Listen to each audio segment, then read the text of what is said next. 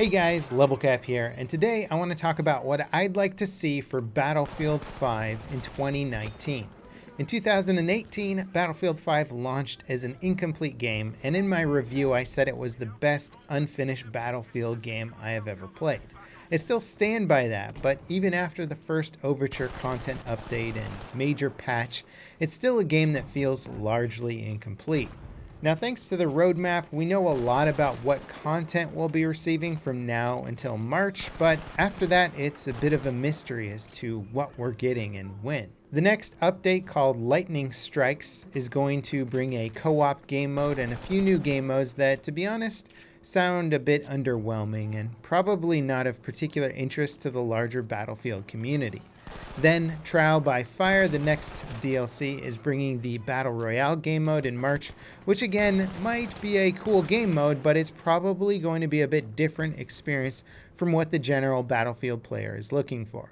But we are getting a new location, the Battle of Greece. Hopefully this is at least 2 new maps. Unfortunately though, the Battle for Greece probably won't introduce the US, Japanese, or Russian factions. We may be getting some new Italian weapons and cosmetics, but other than that, I think the big ticket items people really want to see from a World War II game will still be missing. DICE hasn't made any big announcements as to what we can expect later in the year, which is only a little concerning because with that it brings a feeling of uncertainty. Battlefield 5's launch has been one of the more troubled major Battlefield title releases in recent history, and a lack of commitment to additional content leaves room to speculate that EA doesn't want to put more money behind a title that hasn't lived up to their sales expectations. I certainly hope this isn't the case and that DICE will soon put forward a more fleshed out roadmap of what to expect after Trial by Fire.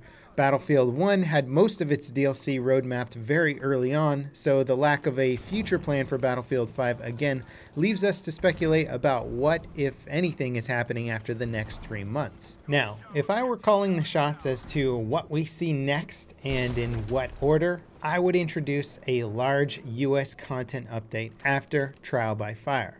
There's already plenty of US assets in the game from the single player missions, so it's likely that DICE already has some of this in the works. Adding 2 more maps is realistic, but 4 new maps would make things that much sweeter. A D-Day beach map designed for both linear and conquest style game modes would be awesome. A paratrooping D-Day map where the 101st Airborne drops down into the farmlands of France to take out German artillery positions would be a really cool map as well. It could even be a smaller infantry-focused map. Now, of course, I think in terms of popularity or some of the bigger battles, Battle of the Bulge would be next on my list for what to see as a US map. A snowy forest map, potentially with a town in it, tanks, trench lines. This could be a really cool and pretty much new experience for the Battlefield franchise. They did have Battle of the Bulge in Battlefield 1942, but I mean, the engine back then was not up to today's standards, so they could do so much more with it. And then if they really were going for 4 maps, I would say I'd want another desert map. We've already got 2 desert maps, but they don't really remind me of some of the bigger desert battles that we got in Battlefield 1942. I'd like to see something big with sand dunes, long engagement distances for armor, airplanes, and also some good locations for infantry to push up and be tactical. Maybe sort of the desert version of the Panzerstorm map. I know that map's a little divisive. Some people don't like it, some people do like it, but I think in terms of variety with adding new content to the game, it would be a good addition. Then, of course, you've got all the awesome US weapons to look forward to. You've got the bazooka, the BAR, the M1 Garand, Browning 1919 medium machine gun with a hipfire skill tree, perhaps. Just because that one could actually be shot from the hip, I think it would be awesome to have a hipfire way to play that weapon. And then, of course, you got the Shermans, all the different versions of the Shermans, the P-51 Mustang.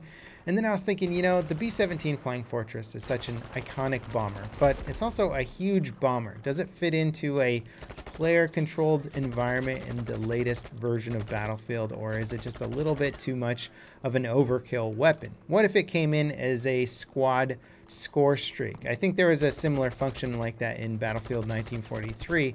And so what if it like replaced the V1 flying bombs, or was something that was like in addition to that? You could pick a carpet bombing score streak and B-17s would fly overhead. That'd be kind of a cool thing to do.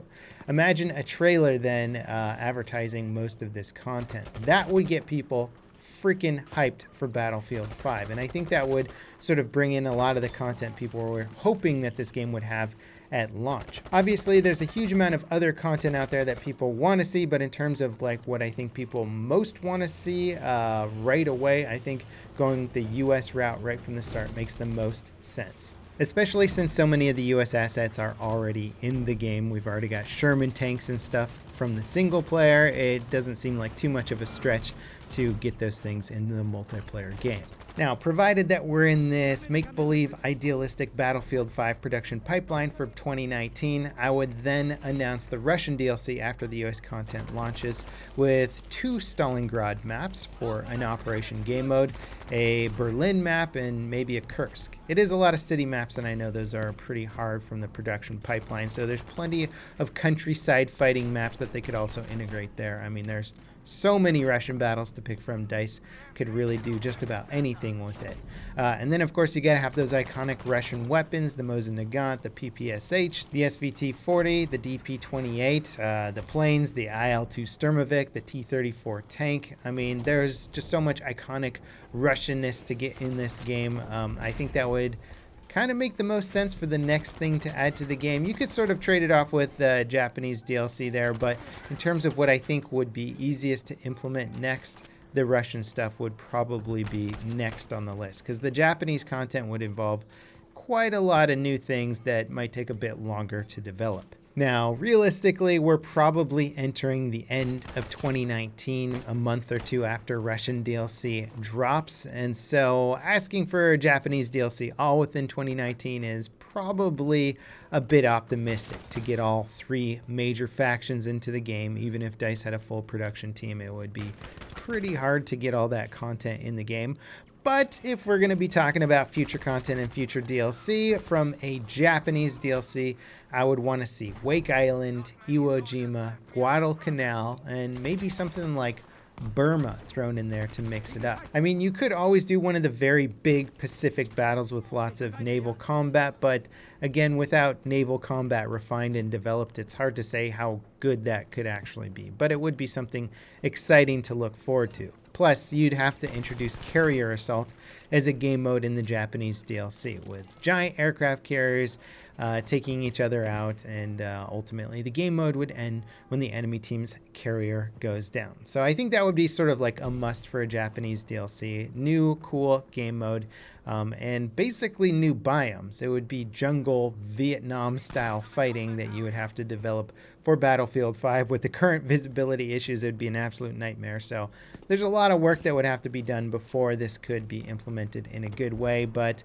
island hopping, and then I think even the Burmese stuff could make it pretty darn cool. Really, there's so much content to explore with the Japanese DLC. It could be a whole nother year's worth of content. Plus, you could start adding China as a faction after that and get into some of the Chinese versus Japanese conflicts and stuff that happened during the war. There's really a whole bunch of stuff you could add and fill up an entire year in 2020 with that kind of content.